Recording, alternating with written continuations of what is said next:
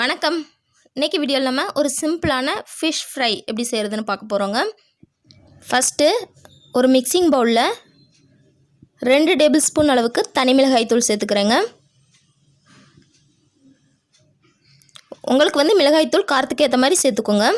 இது கூடவே 2 table spoon அளவுக்கு மல்லித்தூள் அதாவது தனியாத்தூள் சேர்த்துக்கிறேங்க.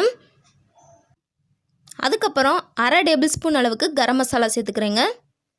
அதுக்கப்புறம் 1/4 டீஸ்பூன் அளவுக்கு மஞ்சள் தூள், அதுக்கப்புறம் 1/2 டீஸ்பூன் அளவுக்கு மிளகுத்தூள்,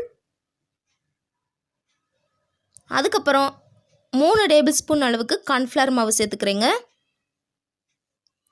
அதுக்கப்புறம் 1/2 டேபிள் ஸ்பூன் அளவுக்கு அரிசி மாவு சேர்த்துக்கிறேங்க. அதுக்கப்புறம் இந்த மீன் வறுவலுக்கு தேவையான அளவு உப்பு சேர்த்துக்கிறேன். அதுக்கப்புறம் ஒரு 1/2 எலுமிச்சம்பழத்தை இந்த மாதிரி கட் பண்ணி வச்சுருக்கேன். அதோட சாறு இதில் பிழிஞ்சு விட்டுக்கலாங்க.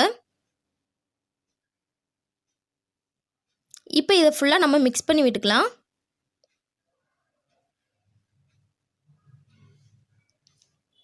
இந்த மாதிரி ஃபுல்லாக நல்லா மிக்ஸ் பண்ணி விட்டதுக்கப்புறமா இப்போ இது கூட நம்ம தண்ணி சேர்த்து மிக்ஸ் பண்ண ஆரம்பிச்சுக்கலாங்க.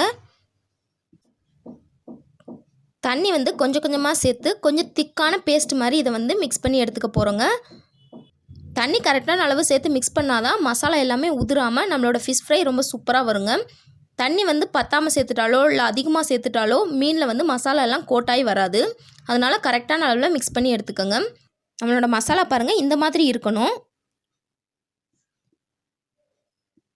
மசாலா ரெடி ஆயிடுச்சு. இப்போ மீனில் கோட் பண்ணி நம்ம பொரிக்க ஆரம்பிச்சிடலாம். அதுக்கு நான் 1 கிலோ மீனை நல்லா கழுவி நல்லா சுத்தப்படுத்தி எடுத்து வச்சுருக்கேன். இந்த மாதிரி ஒவ்வொரு துண்டாக எடுத்து மசாலாவை எல்லா பக்கமும் நல்லா தடவி விட்டுக்கோங்க. உள்பக்கம் வெளிப்பக்கம் எல்லா பக்கமும் இந்த மாதிரி நல்லா தடவி விட்டாச்சு. இதை இப்படியே 1 மணி நேரம் நல்லா ஊற வச்சிடலாங்க. இருக்கிற எல்லா மீன்களையும் இந்த மாதிரி மசாலா தடவி 1 மணி நேரம் ஊற வச்சு எடுத்துக்கலாம். ஃபேன் காற்றுலேயே ஒரு 1 மணி நேரம் ஊற வச்சாலே போதும். இதே மாதிரியே எல்லா மீன்லையும் மசாலா தடவி எடுத்து வச்சாச்சு பாருங்கள். இது 1 மணி நேரம் ஊறினதுக்கப்புறமா எண்ணெயில் போட்டு பொரிச்சு எடுத்துக்கலாம். பொரிக்கிறதுக்கு எண்ணெயை சூடு பண்ணியாச்சு.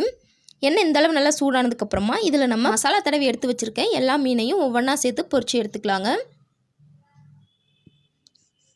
போட்டுட்டு மீடியமான ஃப்ளேம்லேயே ஒரு பக்கம் நல்லா வெந்ததுக்கப்புறமா இதை திருப்பி போட்டு மறுபக்கமும் வேக விட்டுக்கலாங்க.